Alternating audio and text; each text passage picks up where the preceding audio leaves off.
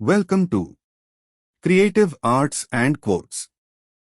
आज हम आपको एक बुद्धिमान मंत्री की कहानी सुनाएंगे। आए एक बार की बात है, एक रियासत के मंत्री ने राजा को अपनी बेटी के विवाह समारोह में निमंत्रित किया। जब राजा अपने परिवार के साथ विवाह समारोह में पहुंचा, तो मंत्री उन्हें सम्मानपूर्वक विशिष्ट आसन पर बैठाने ले गए। तो मंत्री यह देखकर बहुत लज्जित हुआ कि एक सफाईकर्मी वहां बैठा हुआ था। उसने सफाईकर्मी को सभी के सामने वहां से उठा फेंका और उसे बहुत डांटा। सफाईकर्मी ने बहुत अपमानित महसूस किया और बदला लेने की योजना बनाने लगा। अगले दिन सुबह जब वह राजा का कक्ष साफ कर रहा था, तभी वह जानबूझकर बड़बड़ाया, राजा कितने नादान हैं। उन्हें यह पता ही नहीं कि रानी और मंत्री के बीच क्या चल रहा है।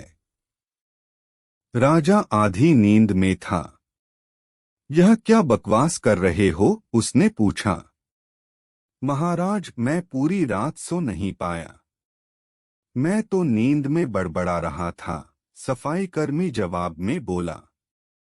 हालांकि उसकी बात सुनकर राजा के मन में संदेह के बीज पड़ गए थे। राजा अब मंत्री से चिढ़ने लगा और समय समय पर अपमानित करने लगा। एक दिन तो उसने द्वारपालों से यह तक कह दिया कि वे मंत्री को महल में घुसने ही न दें। मंत्री राजा के व्यवहार से बहुत चकित था, लेकिन कुछ विचार करने के बाद उसे समझ में आ गया कि सफाईकर्मी ही इसके लिए जिम्मेदार हो सकता है। मैंने उसका अपमान किया था और उसी का उसने बदला लिया है। अब मुझे उसे दोबारा प्रसन्न करना होगा, तभी वह राजा की निगाह में मेरा सम्मान दोबारा दिला सकता है, मंत्री ने सोचा। एक दिन उसने सफाईकर्मी को अपने घर भोजन पर आने का निमंत्रण दिया और कहा, मेरे दोस्त, मुझे क्षमा कर दो।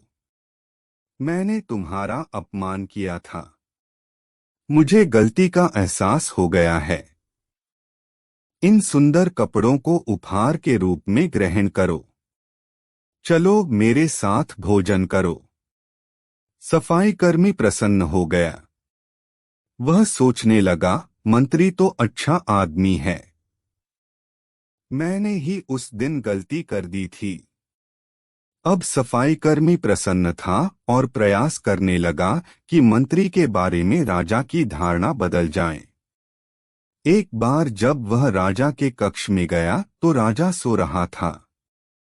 वह बड़बड़ाने लगा, अरे, राजा का तो दासी के साथ प्रेम संबंध है।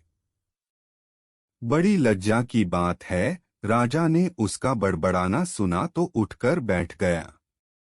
राजा ने सफाईकर्मी को बहुत डांटा। सफाईकर्मी बोला, क्षमा कर दे महाराज, मैं पूरी रात सो नहीं पाया, इसलिए दिन में ही नींद में बड़बड़ा रहा था। राजा को अपनी गलती समझ में आ गई। इस तरह की अफवाह के चक्कर में आकर उसने अपने बहुत अच्छे सलाहकार की अनदेखी शुरू कर दी थी। राजा ने मंत्री को बुलाया और दोनों फिर से मित्र बन गए।